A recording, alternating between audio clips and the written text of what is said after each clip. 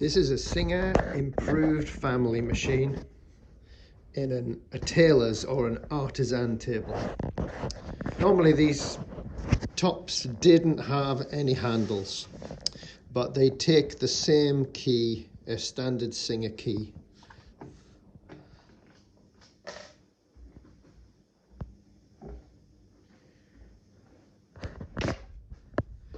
And this is the improved family machine. This one was made in 1885 and it was the precursor to the Singer 15, and the 15 was the most produced machine in Singer history. And the Singer design of the shuttle system on the 15 went on to be the most used system in any machine, which is still in use today. But we're going to have a look at this 15 and have a look at how it works and how we thread it.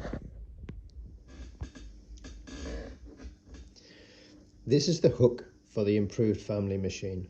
It's quite different to the majority of hooks that you'll see on other domestic machines.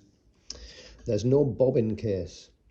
On this one, the bobbin fits inside the hook and it's fitted to the hook while the hook is mounted on the machine. And that clips back together. There are two types of bobbin that I've found that fit this hook. These are the two. I'm assuming this is an original because of its manufacturing quality, and this must be a later model. And you can see the hook is quite different to the later model 15. So this is a later model 15 hook, and this one comes with the recognizable bobbin case that I'm sure most of you are familiar with, and the bobbin in this case fits inside the case. So this is a 15 bobbin and this one is a 66 bobbin, and you can see they are considerably different in both width and diameter. So it's not possible to use either a 15 or a 66 bobbin in an improved family machine. However, I have discovered this is the hook for a Singer 29 patcher, which is a cobbler's machine, and that uses a much smaller bobbin because it's designed to get into very small spaces. And the bobbin in this is almost identical to the bobbin for the improved family, and it has the same slot for driving it for the bobbin winder. And if we drop the improved family into the 29 hook, then you can see again it's a fit into there. So we're going to have a try and see if the 29 patcher bobbin will work with this machine, which would give us an alternative than trying to buy vintage bobbins.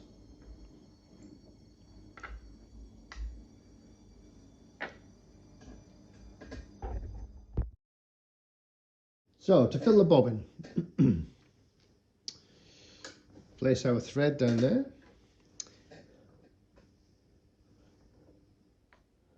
and into the small tension device.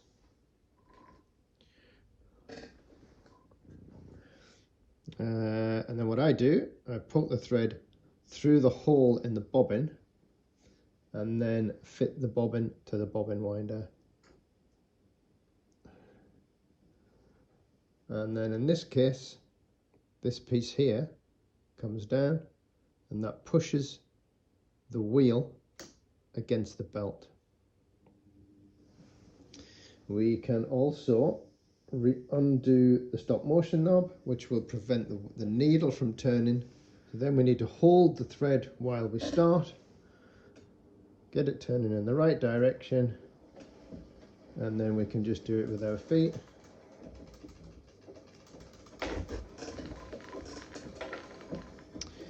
That's the bobbin winding.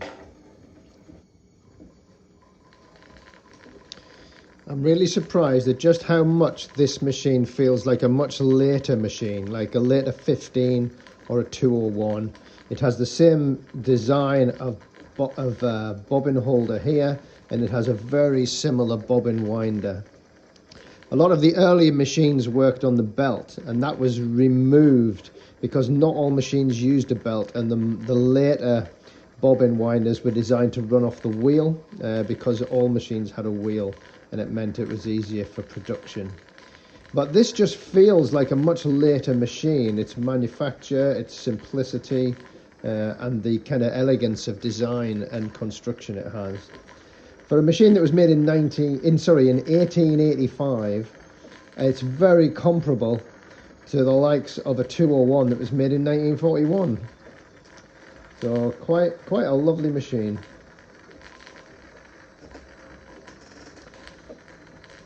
So I'm not sure if this bobbin winder is adjusted correctly, so we'll find out very shortly if it trips.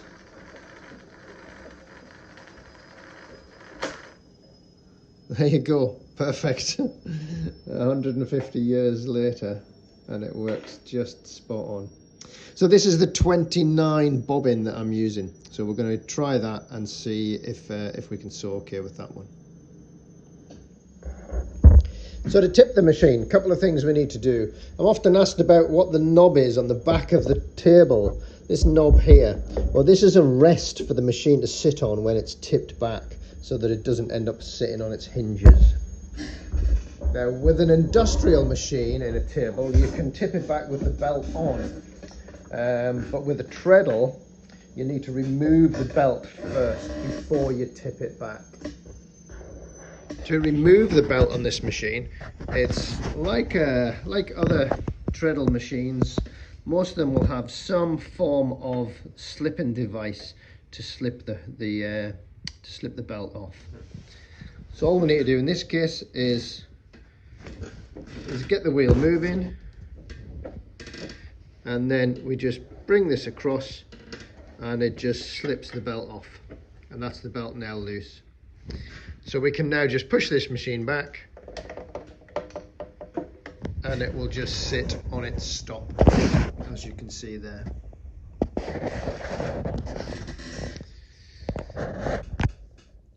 So looking underneath the machine, we can see the position of the hook. And this is how it oscillates.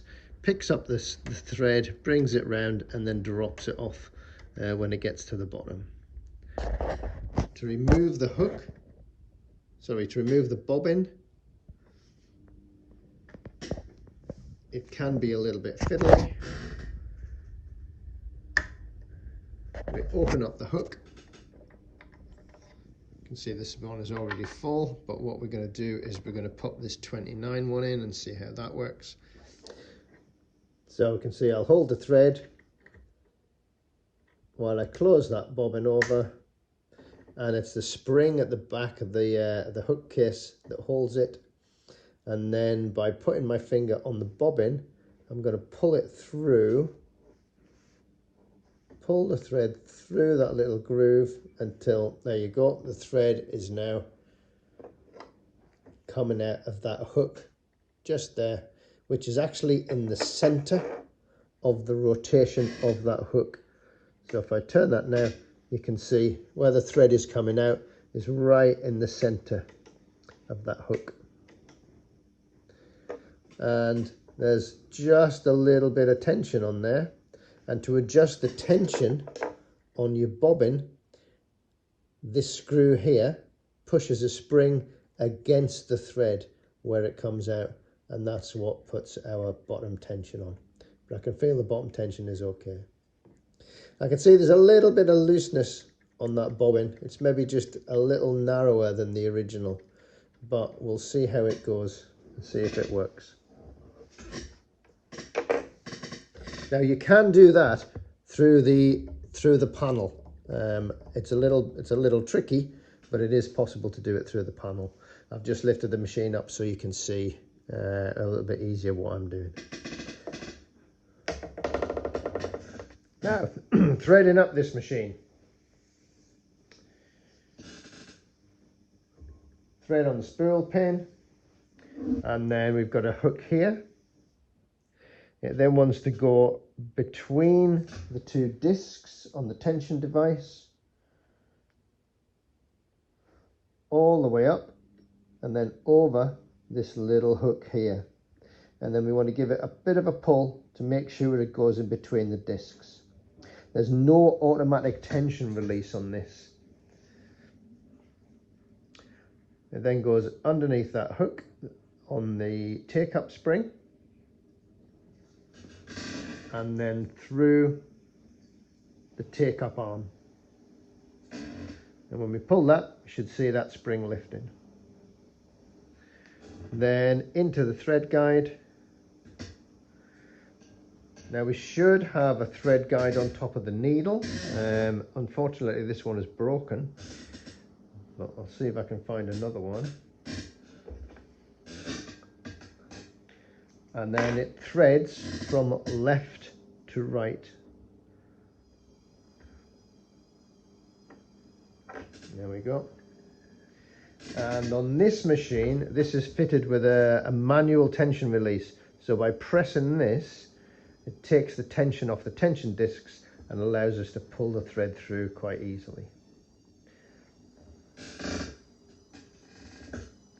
Then bring it under the foot, and then to bring the bottom thread up, all we need to do is hold the end and turn the machine over once, and hopefully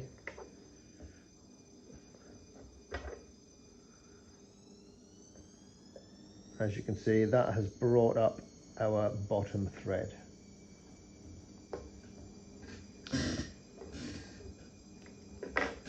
So there you go. So that's our machine now threaded. Now before we start sewing, we need to put the belt back on.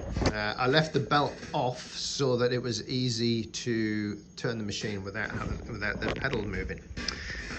So to get the belt back on, best to undo the stop motion knob so that the belt doesn't drive the needle. And then if you look at the wheel, so on the wheel we find the position where there is this little notch. Now you only get this on domestic machines, you won't find this on industrials. But what we'll do is, as we turn the wheel, that notch catches the belt if the belt is sitting underneath the wheel. See how it's caught it there? So now as it comes around, that notch is now going to feed the belt onto the wheel until, there you go, that's it all the way around. And because we've left the stop motion knob loose, we can now give that a test without the needle going up and down. So happy with that? Tighten up the stop motion, and that's us now ready to sew. So this is a piece of quite coarse artist's canvas, which I get a lot donated by my wife. So we're going to have a try and see how the machine manages that. I think this is a 16 needle.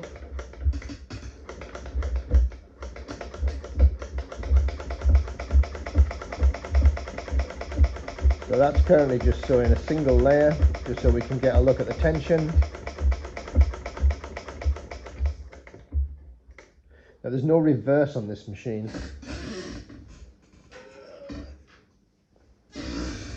Oh, but there is a thread cutter.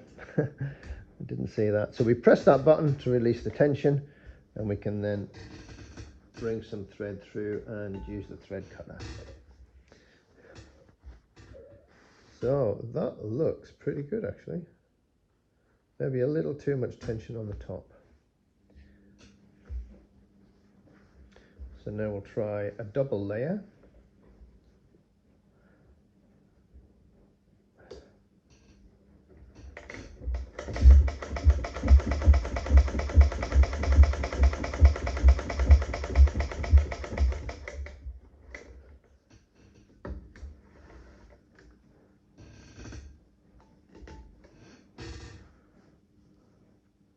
Yeah, I would say that's actually managed the double layer better than the single.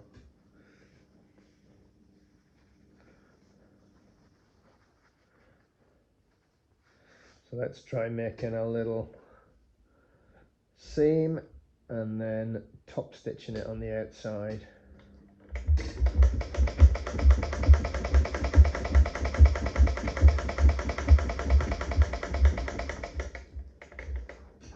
So this machine is a little bit knocky.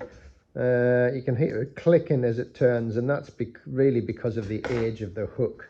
There is a little bit of play in the hook. So turn that inside out, and then I'll fold it flat, and then we'll go for a top stitch on the outside of that seam. So that's gone through 4 layers. And just to seal it, we can back tack, so we just lift the foot, move back 2 stitches, and then re-stitch. And that's what you can do to seal the ends if you don't have a reverse on your machine. Do the same at the other end.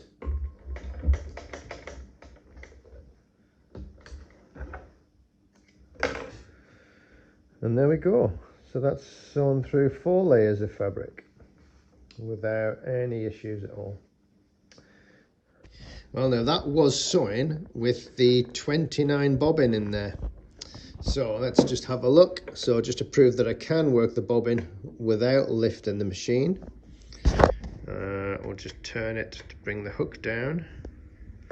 So there's the hook down there. We can pop out the bobbin. So that is the 29 bobbin, and it did work perfectly. So an option, rather than trying to find and buy vintage bobbins for the improved family, it would be possible to buy the bobbin for the 29, and that should, as you've just seen, should fit. So that's your Singer Improved Family. Lovely little machine.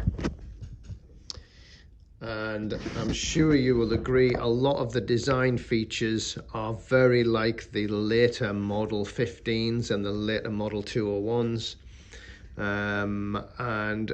But I think it's a much better machine than the 27s and the 28s, which Singer then went on to produce after they did this one. The development's not that much development really. The 15s, when the actual 15 came out, they got rid of the fiddle base and they had a rectangular base, and they made it slightly bigger. So this is like the 3/4 size, and the Singer 15 was a bigger size. And of course they updated the hook to make it a little bit more user friendly. This is the hook from the 15, which has the separate bobbin case, which I'm sure you will all recognize, and is still in use today in many of the sort of lower end cost domestic machines.